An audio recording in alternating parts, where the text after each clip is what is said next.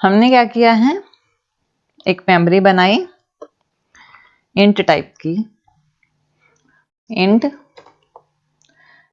a is equal to लिख दिया है मैंने 5, वही चीज ले रही हूँ, और b इज इक्वल टू रख दिया है 6, और एक पॉइंटर टाइप 2 बनाएंगे, एक c बनाएंगे और एक बनाएंगे d, और एक एम्प्टी मेमोरी चाहिए, वो हम बाद में बना लेंगे जब हमें रिक्वायरमेंट होगी।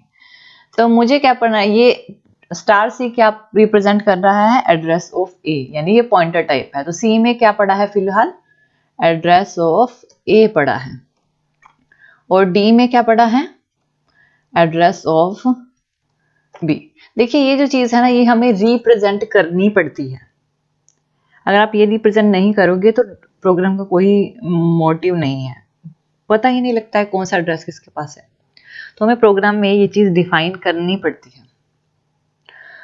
अब हमने सी में यानी कि ए का एड्रेस पढ़ा है, डी में बी का एड्रेस पढ़ा है, लेकिन अब पहले तो मुझे स्टार सी खाली करना पड़ेगा ताकि उसमें कुछ और डाल सकूं, डी को डाल सकूं, यानी कि डी में बी का एड्रेस पड़ा है तो बी का एड्रेस डाल सकूं। तो उसके लिए एक कंटेनर, अब ये क्या है, यहां पे ये एक कंटेनर है जिसके पास एड्रेसेस पड़े हैं। मुझे सी को खाली करने के लिए एक और मेमोरी, इस मेमोरी को खाली करने के लिए एक और मेमोरी की जरूरत पड़ेगी। इस मेमोरी को मैंने ई नाम दे दिया। अब आप देखिए, आपने कहोगे कि यहाँ पे स्टार क्यों नहीं लगाया, क्योंकि ई किसी का एड्रेस नहीं ले रहा है, किसी के एड्रेस को पॉइंट नहीं कर रहा, वो तो एक तरह से सी पॉइंटर का डाटा ले रहा है जिसमें ए का एड्रेस पड़ा है। उसने डायरेक्टली किसी का नहीं लिया, इस वजह से ई लिया है, स्टार नहीं लिया।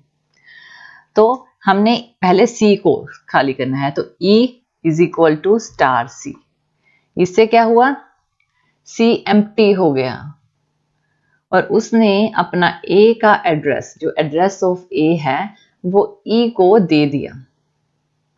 अब सी खाली हुआ तो इसमें कोई वैल्यू जाएगी, सी खाली हुआ है तो इसमें चली जाएगी, मैं कहती हूं कि डी की वैल्यू डाल देंगे, यानी कि star D, star C is equal to star D, ये डाल देंगे। स्टार सी में अब स्टार डी खाली हो गया ना। अब हमें यहां से स्टार सी में फिलहाल क्या चला गया है, बी की वैल्यू का एड्रेस, यानी 6 चला गया है, एक चीज तो हो गई। अब डी खाली हो गया है, स्टार डी एम्प्टी है, लेकिन स्टार डी में हमें क्या चाहिए, हमें स्टार डी में क्या चाहिए था, हमने क्या कहा था कि सी के एड्रेस की वैल्यू का एक्सेस उसमें ई में डाला था, तो ई को हम डी में डाल देते हैं। तो यही तो हमें चाहिए था और ये हमने कर लिया। अब हम इन्हें प्रिंट कराएंगे, देखते हैं कि क्या वैल्यूज चेंज होती हैं या नहीं होती हैं। अगर हम वैल्यूज को चेंज करवा रहे हैं तो क्या वैल्यू चेंज हो रही है, तो मैंने यहाँ पे प्रिंट एफ करूँगी, मैंने ऑलरेडी दे दिया था। अब हम देखेंगे value of A and B, इसको इसमें रखें कोटेशन मार्क में, value of A and B, ठीक है। ए एंड बी की वैल्यू देखेंगे, साथ में परसेंट डी देंगे, कोमा देंगे, और यहाँ पे देखेंगे ए और बी की वैल्यू को। लेकिन सबसे पहले इनकी वैल्यू देखने से पहले ना यहाँ मैं इसे स्कैन करा लेती हूँ, यानी कि ए और बी, ताकि आपको दिखाई दे पहले ही। प्रिंट एफ, यहाँ पे देखते हैं कोटेशन मार्क अंदर, value of A is equal to percent D,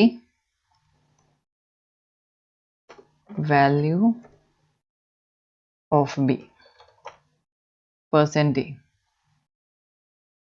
यहाँ पे हम बैकस्लैश एन भी देंगे और यहाँ पे भी बैकस्लैश एन दे देते हैं, और ए और बी की वैल्यू को देख लेते हैं। इज इक्वल टू ए और बी। पहले ए और बी की वैल्यू को पहले चेक कर लेंगे ताकि आपको प्रॉब्लम ना आए, उसके बाद हम उसकी बाद की वैल्यू देखेंगे। ठीक है, इस चीज का ध्यान रखिए। और यहाँ पे भी हम \n देंगे और यहाँ %d हमने एक ही लगाया है, 2% ही लगेंगे, एक ए के लिए और एक बी के लिए, अदरवाइज एक की ही वैल्यू दिखाएगा, 2 की नहीं दिखाएगा। तो ये वैल्यू ऑफ ए और बी किसके बाद है, ये यहाँ पे है, यहाँ पे हम चलो ऐसे ही रखते हैं। वैल्यू ऑफ ए दिखाएगा यहाँ पे, इस टाइम पे वैल्यू ऑफ ए दिखाएगा 5 और वैल्यू ऑफ बी दिखाएगा 6। लेकिन जब ये सारा प्रोसेस हो जाएगा तो वैल्यू ऑफ ए बी, ए दिखाएगा 6 और बी दिखाएगा 5। और हमने किससे किया है, ये पॉइंटर से किया है, क्योंकि हमने अगर हम एक चीज ध्यान दो, अगर हम एड्रेस को किसी और में भेजते हैं, पॉइंट यानी कि ये पॉइंटर टाइप है ना, इसमें किसी का एड्रेस की एसएस पड़ी थी *c। अब *c मतलब कि *c में जो एड्रेस पड़ा है उसका डाटा वो ई में चला जाए, तो हमने यहाँ पे चेंज कर दिया। अब सी तो खाली हो गया ना, सी में क्या पड़ा था, एक तरह से देखो a = 5 पड़ा था, एक तरह से ये सोच लो। अगर सी खाली हुआ लेकिन हमें तो b = 6 दिखाना था ना, यानी कि b का चेंज करना था ना, स्वैपिंग करनी थी। अब सी का एड्रेस हमने सी में जो एड्रेस पड़ा था वो हमने ई में डाल दिया, तो सी खाली हुआ तो उसमें हमने डी को डाल दिया, यहाँ पे देखिए इस वैल्यू में। तो अब सी में क्या आ गया, 6 आ गया है, क्योंकि उसमें *d का एड्रेस की वैल्यू को एसेस कर लिया। चेंज हो जाएगा, स्वैप हो जाएगा। अब a जो है वो 6 दिखाने लग जाएगा और b जो है वो 5 दिखाने लग जाएगा। इसको रन करें F9 से, मैंने इसे प्रेस किया है, देखिए वैल्यू ऑफ a दिखा रहा है 5 जो मैंने पहली लाइन प्रिंट की थी, और वैल्यू ऑफ b दिखा रहा है 6। ठीक है, और अब वैल्यू ऑफ a और b, अब a में दिखा रहा है 6 और b में दिखा रहा है 5, ऐसे ही दिखा रहा है ना। इसको हम वो कर देते हैं, थोड़ा सा \n कर देते हैं ताकि पता लग जाए, और इसको F9 से रन करते हैं। अब आपको इसकी जो स्वैपिंग का मतलब पता लग गया होगा कि किस तरह से ये वर्क करता है।